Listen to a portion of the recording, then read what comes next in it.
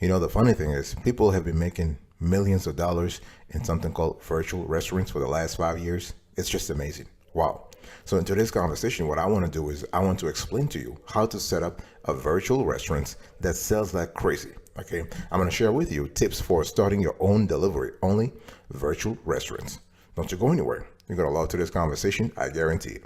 One in a million, one in a million, one in a million. You know they're coming up to me, cause I'm just the kind of flower that's stinging in the beat, but the rhythm's getting higher. Go, go, go, go, go, go, go, go, go.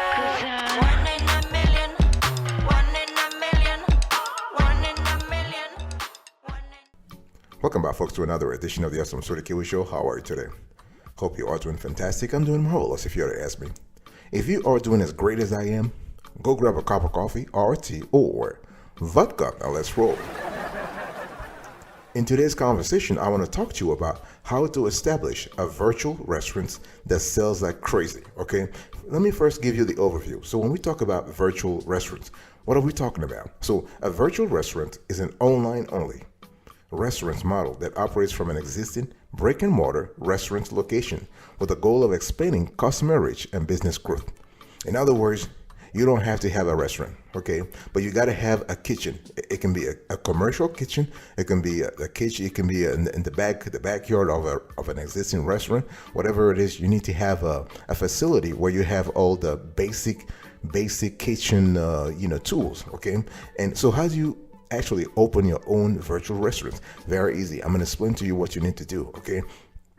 A virtual restaurant can help grow an existing business also. What I'm trying to say is, if you have an existing business and you're trying to make some extra cash, you can actually have a virtual restaurant, okay? So what is the difference really between a virtual restaurant and a ghost kitchen? Because this is a term we have heard a lot of people say also. So thing here is that virtual restaurants and ghost kitchen share the goal of establishing virtual brands and capturing new customers and orders through food delivery, okay? So while virtual restaurants typically operate from existing brick-and-mortar restaurants, ghost kitchen don't have a customer-facing physical storefront, and so they are instead kitchen space focused solely on preparing to-go meals, okay? We're talking about very fast meals here, okay? So such facilities are often used by multiple chefs or restaurant operators in co-working spaces. So the whole idea is to share the same space, okay, to make money, to actually reduce costs, okay? So the thing here is that you want to actually look for a turnkey virtual restaurant concept. In other words, you don't have to actually reinvent the wheel. It has already been invented for you. It's all about just reaching out to a provider and making sure just think of it as a franchise. All right, you have the whole processes already set up for you. All you have to do is just to execute. Very important. Now, what are the reasons? Why should you go virtual? Well, when you really think about it, you have low capital investments, okay? Because if you were to open a real restaurant yourself, that's like crazy money, right? And you don't want to spend that. You have flexibility and efficiency. So if you go virtual, you have the ability to actually cook from your own kitchen or cook from a commercial kitchen. And you can say, you know what, today I want to work, tomorrow I don't want to work. You have flexibility, you have efficiency also, and you have expansion opportunities because you could be selling from your kitchen, from your own kitchen, but you could be actually serving the whole United States. Yeah. You don't have to have a physical location. You can be in your kitchen and the whole world is yours. As long as you have delivery services to actually take your food, take your dishes to customers.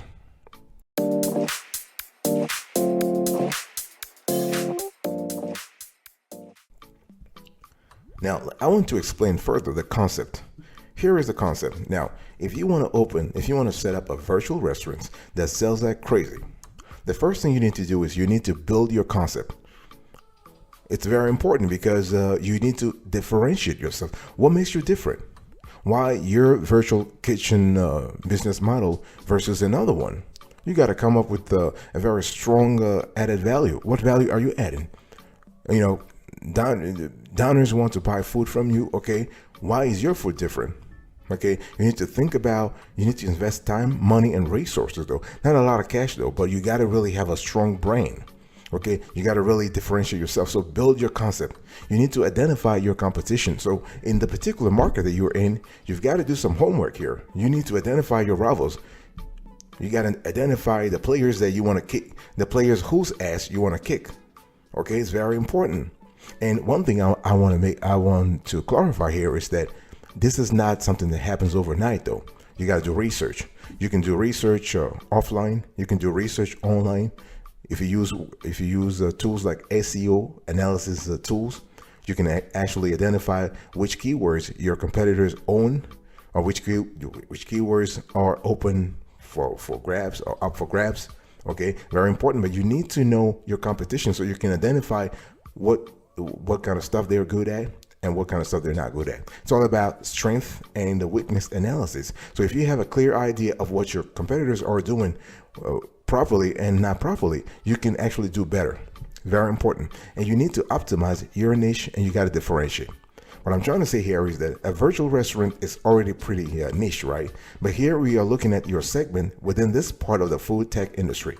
So looking at your direct competition, you want to zero in on what can be done better. With, again, the whole thing here is to do things better, because that's the thing. That's the keyword, efficiency. Okay, and maybe you want to add more locations. Okay, maybe your competitors are not really interested in certain locations, and you think that you can serve that location. That's kind of cool. That's kind of cool. And those are things you have to think about. Okay, and one thing also you have to think about is you always have to think about branding. What makes you different? Okay, what are you offering? What kind of value are you adding? Okay, is it in the food itself? Is it in the menu? Is it in the dishes you are offering? Is it how fast you have your food delivered? Those are things you got to think about.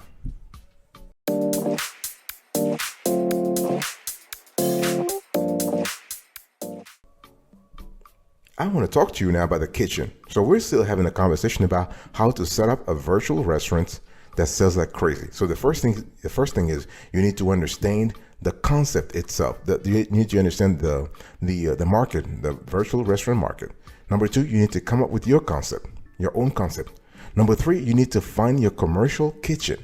Now, I'm saying before, you can actually do everything in your own kitchen, but the problem is if you do things from home, you're going to have some problems with safety and health regulators, right? Because health and public health officials want you to have some licenses and permits.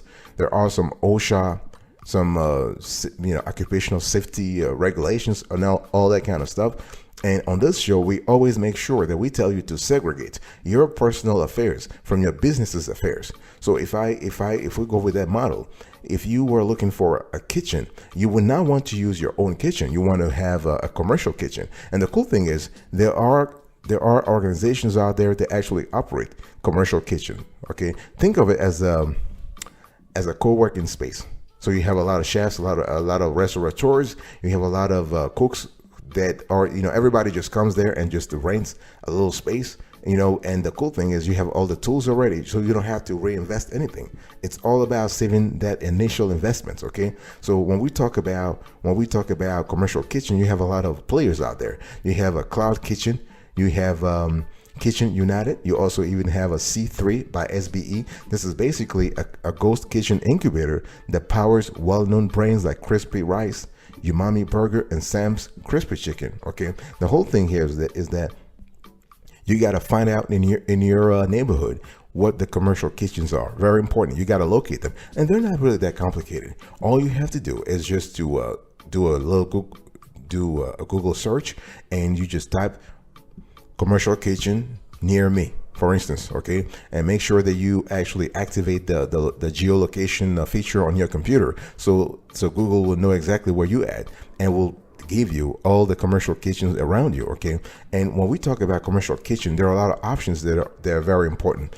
Make sure that it is shared use commercial kitchen, so you have those are cheaper, because when you have shared use, it's cheaper. If you have exclusive use, then you're gonna have to pay a lot. Okay, so because you share this kind of space with other businesses, and the rent you pay is usually based on a time per use basis, you're able to save money instead of racking up overhead costs, because you don't have to build or own your own commercial kitchen. Okay, you don't want that.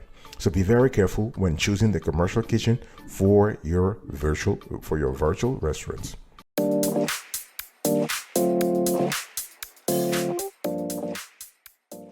I want to talk to you now about legitimacy. That's very important.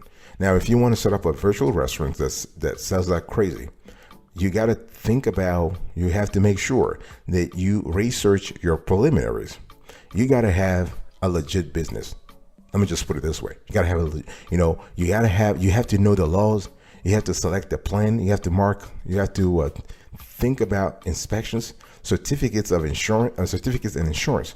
Because remember, even if you're cooking from your own kitchen or a commercial kitchen, you're going to have this, food public health authorities come and check you out. It's very important. And they're like auditors. They don't warn you. They just show up.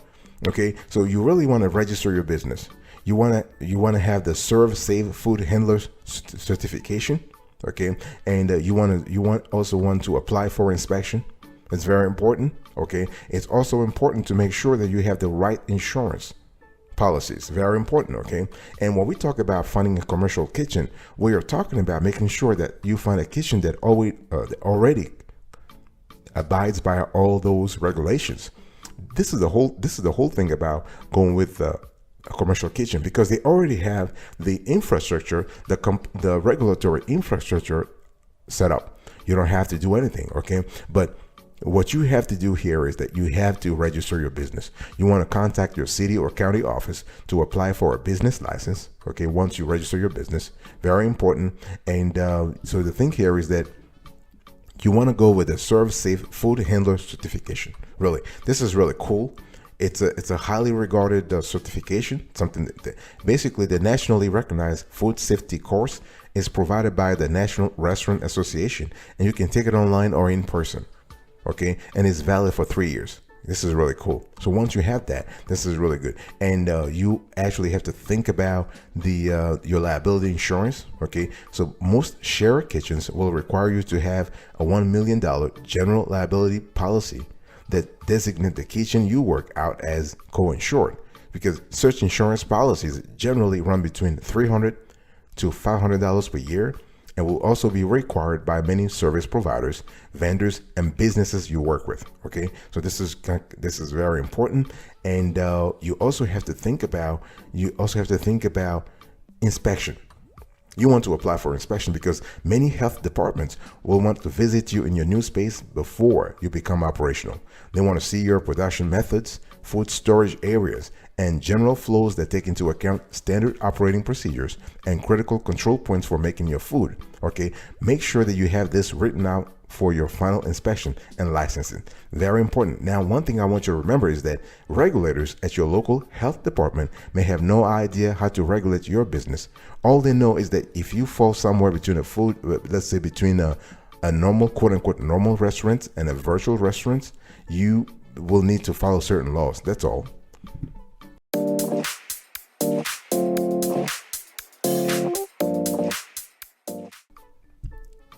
Let's talk about the tech. If you want to set up a virtual restaurant that sells like crazy, you got to think about the technology that backs up all those ventures, right? So you want to configure your tech and providers, because think about it. You only have you don't have a real restaurant. In other words, you don't have real customers, okay? But you're going to have to rely on a series of apps, okay? So it's really important to configure your tech and providers. And the cool thing is, we're talking about, now you are talking about, it depends on you though, but you have Grubhub, you have Uber Eats, you have DoorDash, okay? So you need to find a great, let's say a food delivery, a service operator. That's what it is. Okay. And the cool thing here is that you want to make sure that you are able to do things the right way. Remember, you have some fees, okay, 30% up to 30%. But honestly, is really worth it. Why? Because those tech companies have already built the platform. All you have to do is just list.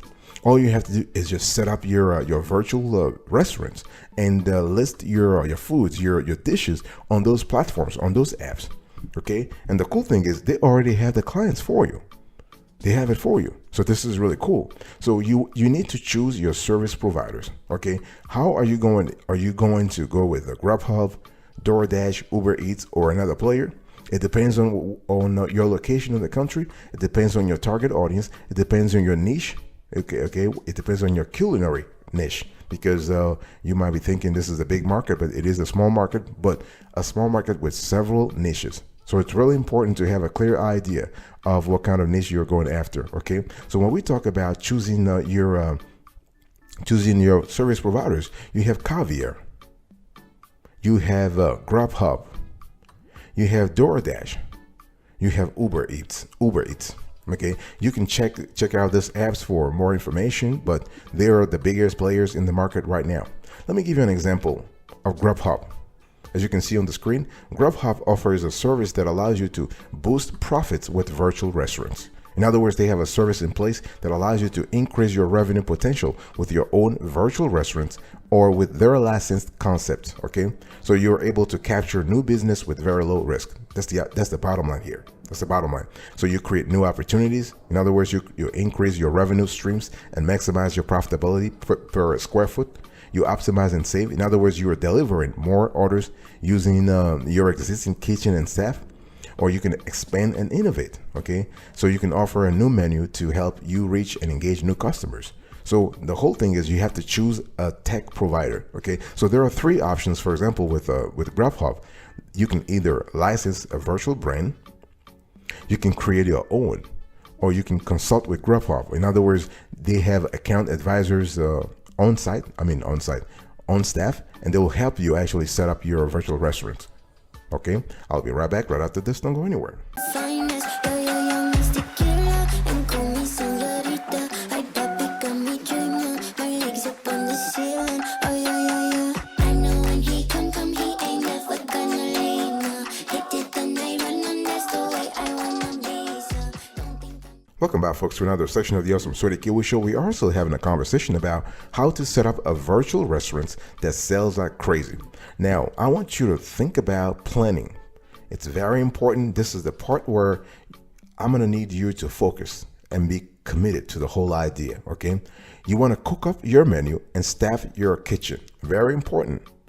Okay, this is the fun part, really. Okay, depending on your restaurant concept and plan of choice, you'll be allotted X amount of menu items that you can cook up for your virtual restaurants. Okay, and don't worry, if you want to customize your amount of dishes, the idea of the whole thing being virtual makes it that much more flexible. Okay, now remember, virtual restaurants do have staff, just not front of the house. Okay, so this cuts down the traditional restaurant payroll to about four or seven people during the initial stages of opening up each virtual kitchen. So while staffing your location, think with preparation and delivery in mind. This is kind of important. This is why I was talking to you earlier about your commercial kitchen. Okay, so depending on which delivery provider you chose, you need to follow their recommendations for staffing. What I'm trying to say here is that the planning phase you have to do it in sync with Uber, with Caviar, with Grubhub, or DoorDash. Very important. So once you cook up your menu and staff your kitchen, you need to test and adapt.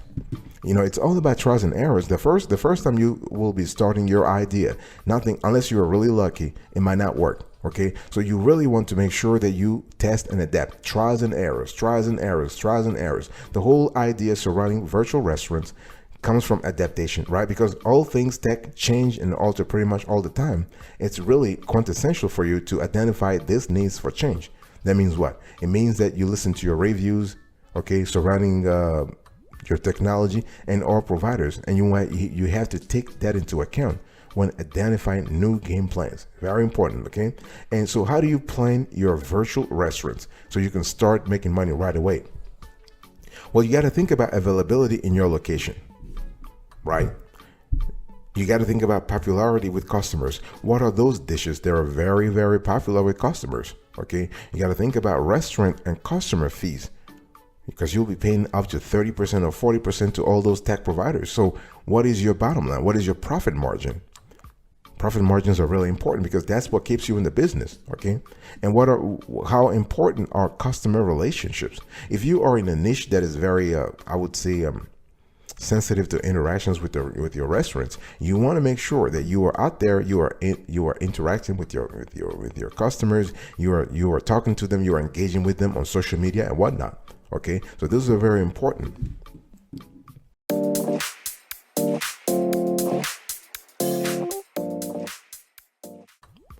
The last thing you have to think about is marketing. See, the whole thing is if you have the best food in the world but you don't market, nobody knows about it. That's just it's not really interesting for you, right? So you got to invest in your brand. Okay, you've done all the hard work. You have set up your virtual restaurants, but if you don't market it, it's not good. So you need to build on social media.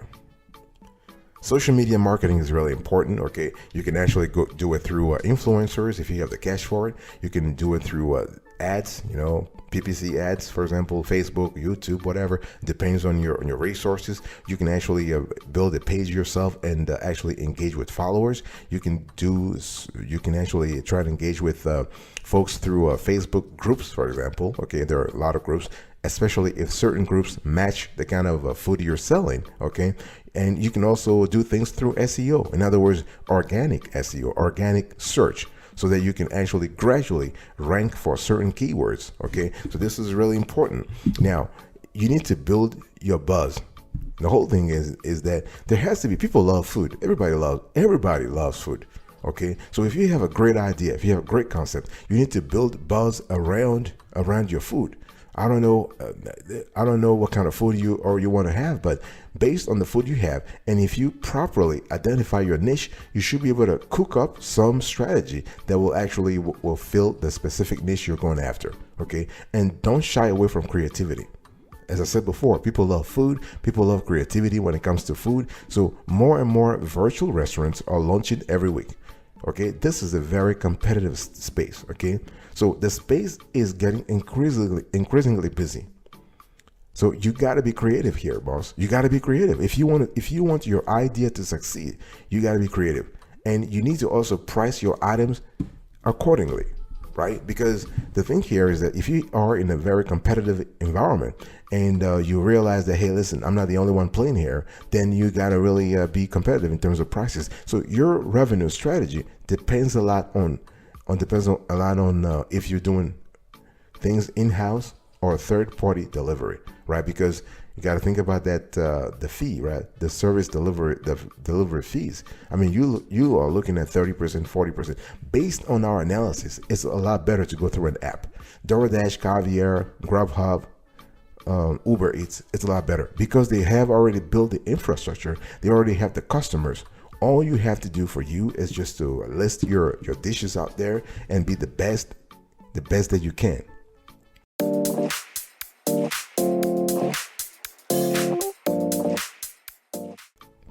Thank you so much for your attention. In today's conversation, I was talking to you about how to set up a virtual restaurant that sells like crazy. So I gave you an overview. You need to define your own concept. You need to find a commercial kitchen.